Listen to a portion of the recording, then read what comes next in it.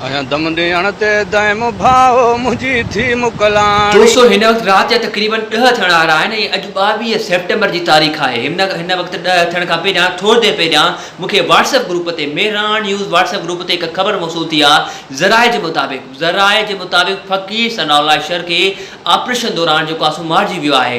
इहा ख़बर हिन वक़्तु ताईं कंफर्म न थी चुकी आहे त इहा वाक़ई हक़ीक़त आहे या सिर्फ़ु जेको आहे सो अफ़वाह उॾाई वई आहे। जीअं तव्हांखे ख़बर आहे त हिन वक़्तु सिंध में पाकिस्तान रेंजर जे जेको आहे मुताबिक़ सिंध में धाड़ियलनि जे ख़िलाफ़ ऑपरेशन हली रहियो आहे। इन ऑपरेशन दौरान फ़क़ीर सनाउल्लाह अशर सिंध जो बदनाम मशहूरु धाड़ियल मारिजी वियो आहे। छा इहा ख़बर हक़ीक़त आहे या अञा ताईं साम्हूं उहा ॻाल्हि न आई आहे? त जीअं अगरि तव्हांखे ख़बर आहे या केरु ॿियो तव्हां हिन हवाले सां मालूमात रखे थो त प्लीज़ कॉमेंट बॉक्स में ज़रूरु असांखे ॿुधायो या जीअं ई का बि अपडेट आई त असां तव्हां शेयर कंदासीं।